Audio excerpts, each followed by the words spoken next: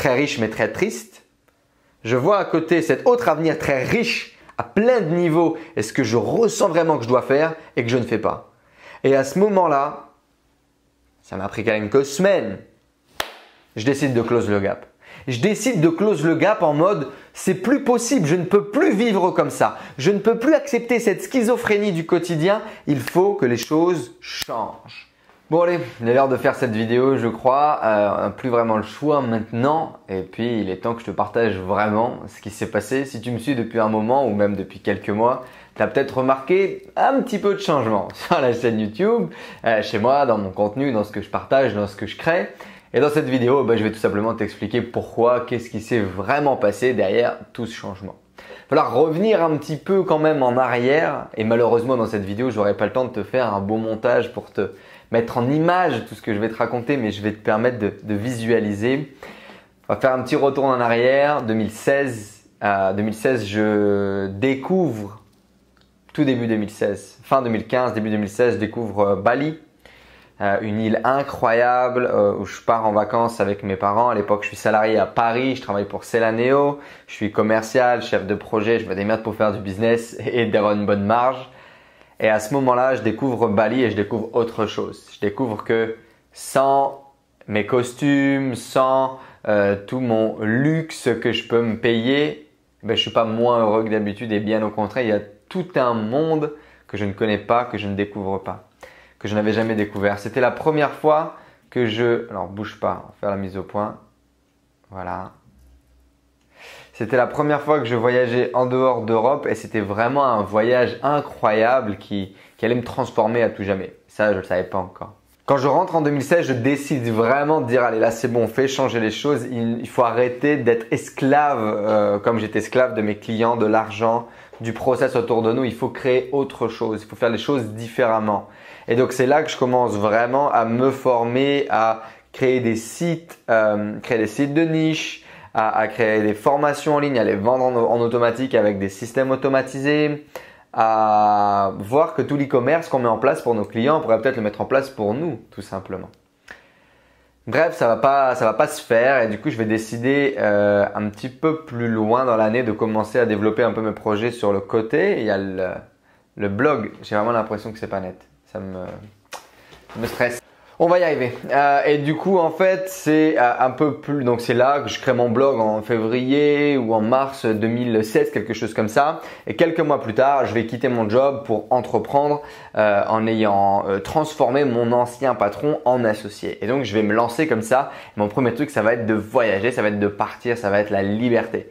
D'abord avec des voyages en France, avec notamment, j'ai fait un tour de France en Blablacar. Je suis allé dormir, je viens entreprendre chez vous, où je suis allé chez plein d'entrepreneurs, notamment d'entrepreneurs de l'immobilier, où j'allais dormir chez eux pendant quelques jours. Et puis pendant ce temps-là, on développait nos projets ensemble.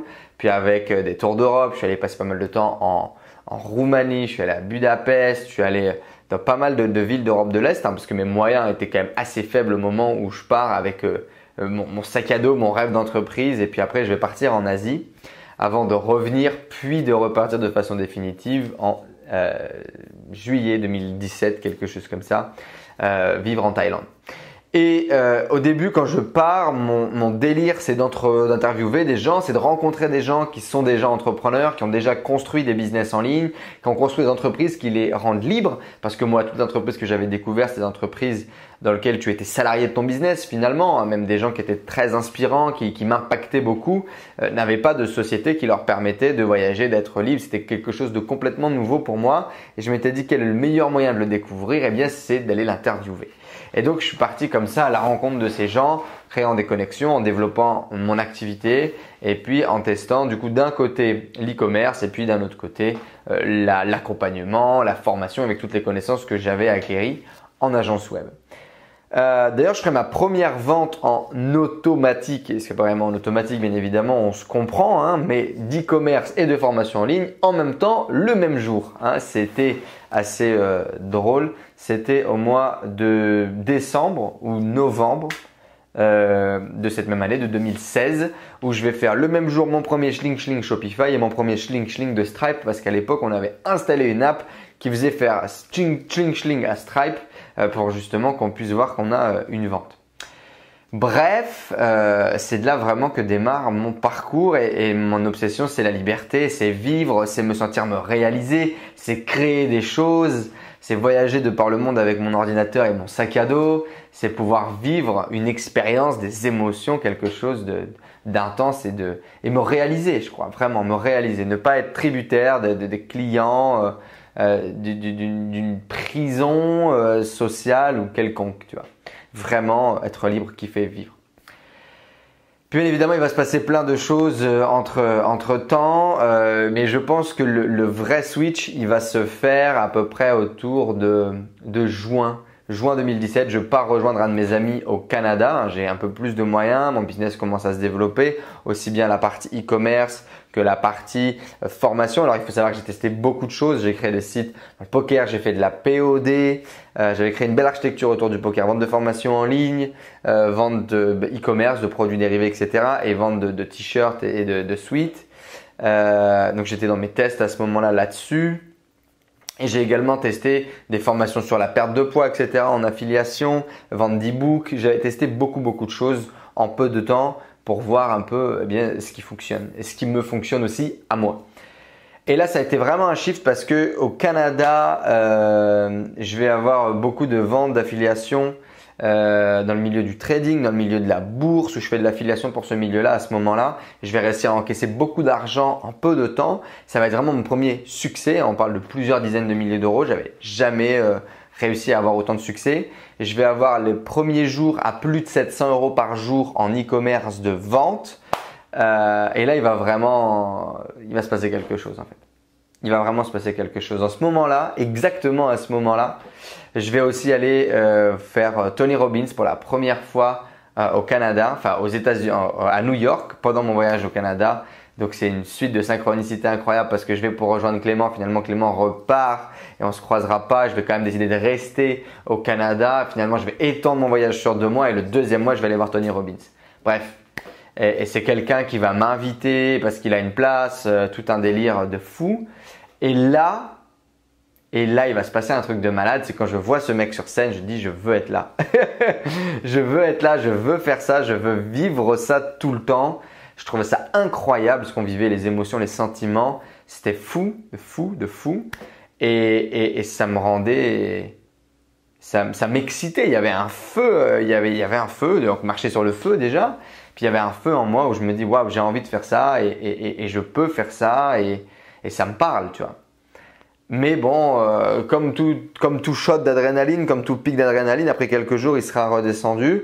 Et puis, je suis en train de gagner ma vie. Je suis en train de réussir à enfin, pour la première fois, avoir des grosses réussites avec mes outils marketing, avec toutes mes connaissances commerciales, etc.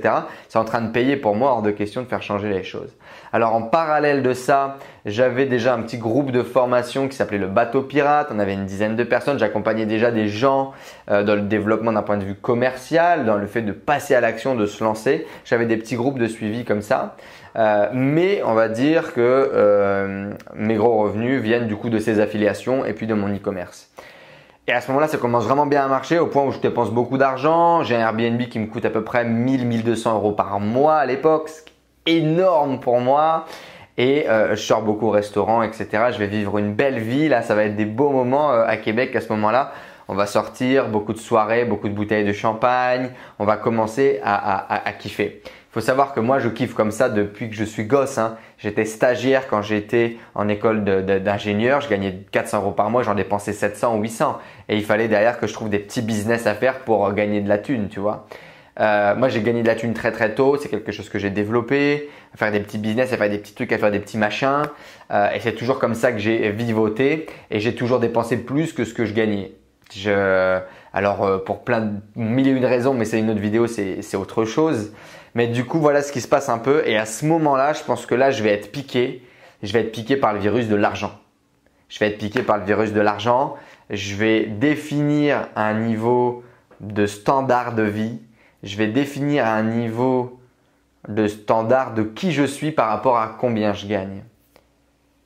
Et je sais qu'on est très nombreux à passer par là et que c'est une étape parfois même normale dans un parcours, mais ça a été…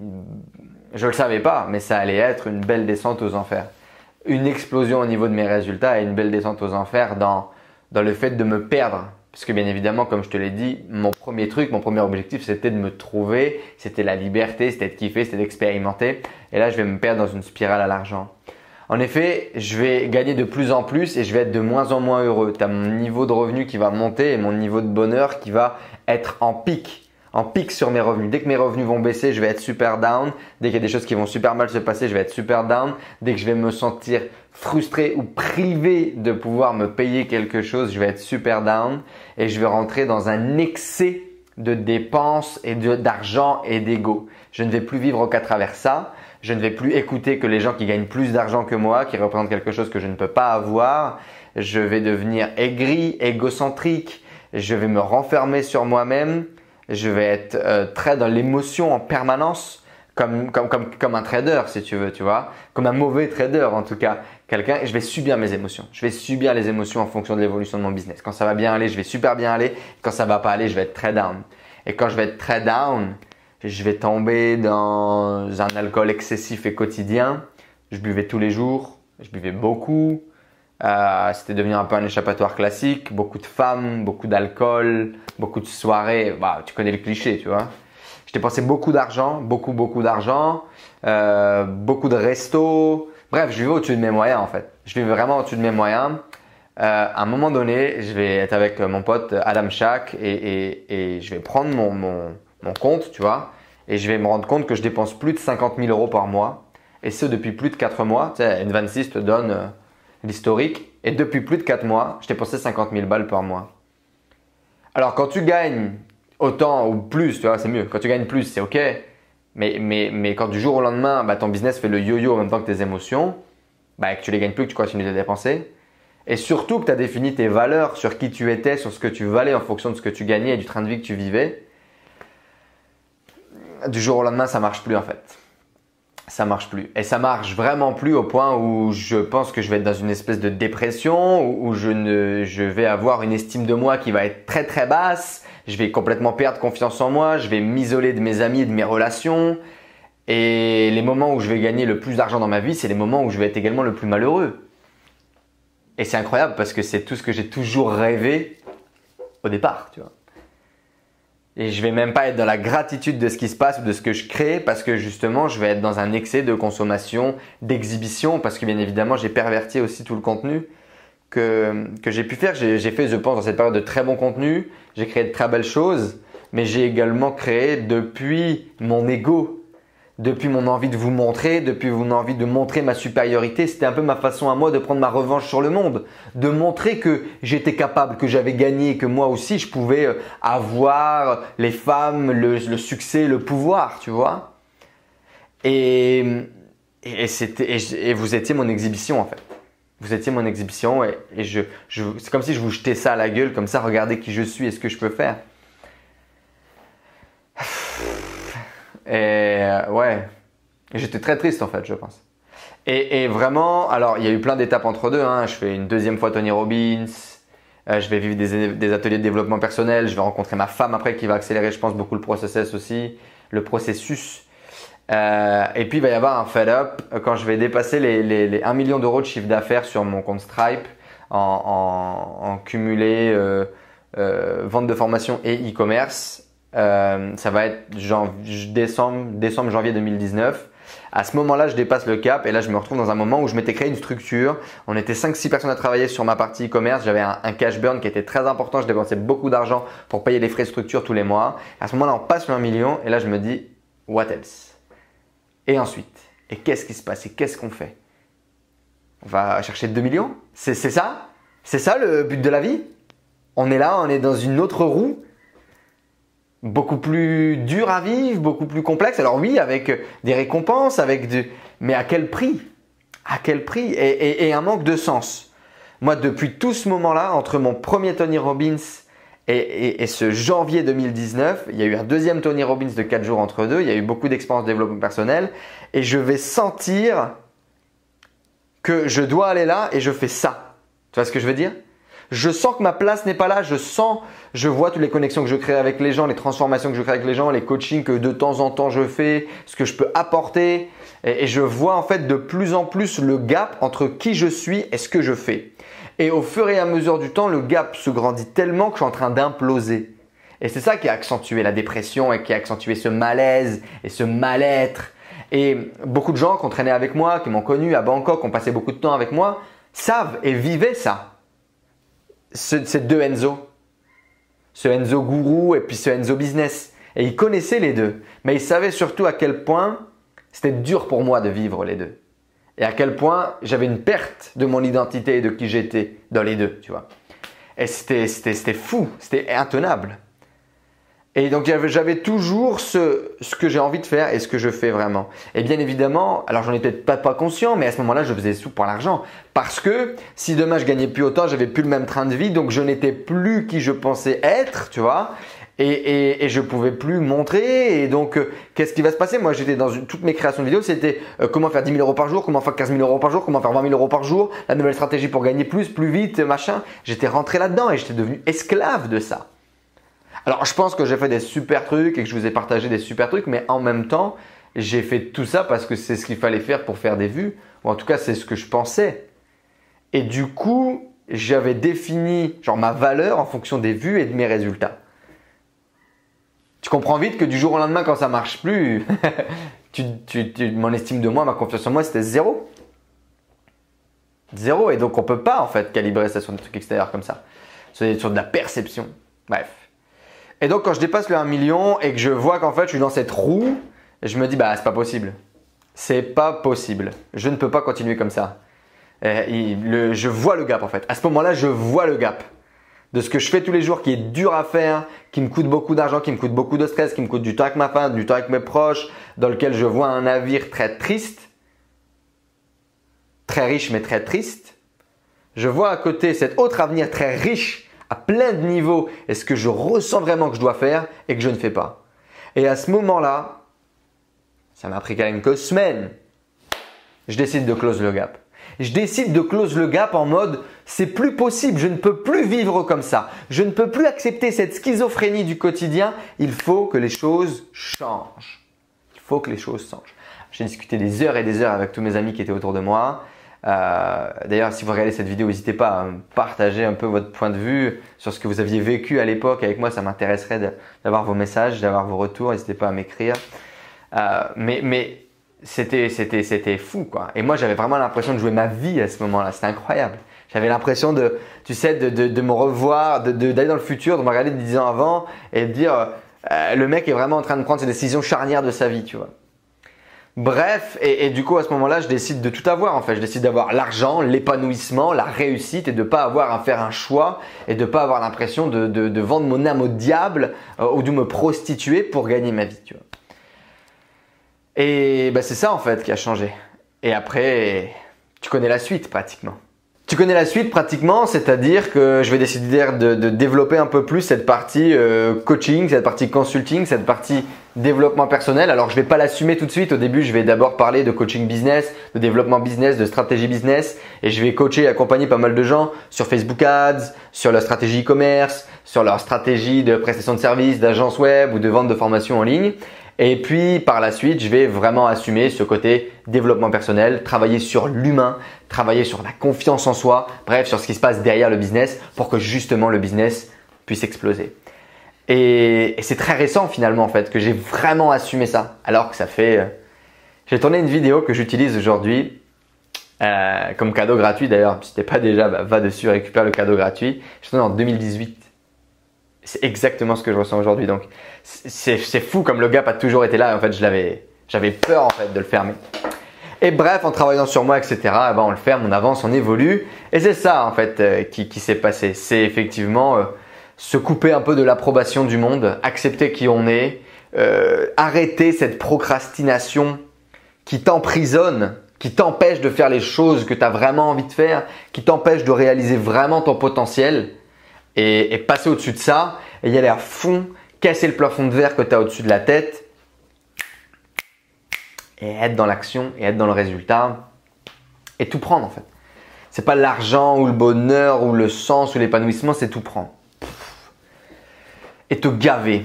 Et j'ai jamais été aussi heureux de toute ma vie que cette année 2020, que cette fin d'année 2019. La fin d'année 2019 a été dure quand même. La fin d'année 2019 a été dure parce que ça a été une suite de remises en question et de tout envoyer chier et de travail sur soi. Mais la partie d'après, 2020 est une année incroyable. 2020 est une année incroyable. De la remise en question, des questionnements, mais on avance, on construit, on se développe. Et pour la première fois de ma vie, j'ai vraiment l'impression d'exploiter mon plein potentiel, d'être au bon endroit au bon moment, de faire les bonnes choses, d'apporter ma pierre à l'édifice et de faire ce pourquoi je suis là, tu vois. Et ça, putain, je me sens bien, quoi. Je me sens vraiment bien en faisant ça. Et c'est un sentiment que j'avais pas avant, quoi. J'avais vraiment pas avant. Donc c'est ça qui a changé. Et c'est ça que je te partage dans la Super Hero Academy. La Super Hero Academy, du coup, c'est le programme d'accompagnement sur 2 mois qu'on a lancé, qui est là, cette semaine. C'est cette semaine, on a ouvert les portes du lancement. Tu peux cliquer sur le lien, regarder un petit peu le programme si ça t'intéresse, booker ton call de candidature avec moi. On va échanger sur ce que tu fais, sur ton projet, et puis je vais voir si la Super Hero Academy est faite pour toi. Et d'ailleurs, on est parti pour 2 mois d'entraînement intensif à travailler sur ton mindset, sur ta procrastination, sur ton manque de confiance en toi, sur ce qui fait qu'on peut aller au niveau suivant. C'est un programme dédié aux entrepreneurs et c'est un programme de groupe. On va être 10 entrepreneurs, on va créer une tribu incroyablement soudée pour aller ensemble au niveau suivant. C'est mon programme phare, c'est mon programme bébé, c'est la 2e fournée qu'on fait et c'est juste la magie de voir les transformations qu'on crée chez les gens. Et comme quoi, ben voilà, quand tu oses, quand tu t'autorises à et que tu es dans ta zone de génie, c'est à ce moment-là que tu crées la magie aussi pour les autres. Et c'est ce que je vis aujourd'hui. Voilà, c'est ce que je vis aujourd'hui et ce que je voulais te partager. Je voulais te partager un petit peu plus de façon claire et directe ce qui s'est passé bien toute cette année, avec un petit peu d'historique. J'espère en tout cas que cette histoire elle t'a plu, qu'elle t'a touché, qu'elle t'a parlé. Dis-moi si c'est le cas d'ailleurs dans les commentaires juste en dessous. J'ai certainement oublié plein de choses, plein d'anecdotes, plein de moments que j'avais envie de te partager. Dans tous les cas, clique sur le lien dans la description pour voir sur la page. Tout est bien écrit, tout est bien fait, tout est bien beau. Là, c'était un peu une vidéo improvisée pour te partager tout ça. Mais je te souhaite une excellente journée. Merci beaucoup de m'avoir accordé ton temps. Et si aujourd'hui, tu te sens procrastiné, si tu te sens pas exploiter ton plein potentiel, que tu as envie d'aller au niveau suivant, mais que tu ne sais pas pourquoi, pour une raison X ou Y, eh bien ça marche pas, que c'est pas le marketing, que c'est pas toutes les stratégies et techniques parce que tu les connais, parce que tu les utilises, mais il y a autre chose. Bah, si tu as envie de travailler sur cette autre chose, bah, bienvenue et book ton call avec moi et puis on en discute ensemble. Ce sera avec plaisir si je peux t'aider. C'était Enzo Honoré, merci beaucoup de m'avoir donné votre temps et j'espère que ça a été utile pour vous et que cette histoire elle vous a impacté et peut-être permis de prendre un peu de distance sur votre histoire. Et je vous dis à très vite dans la Super Hero Academy, bien sûr. Ciao à tous la famille. Bye.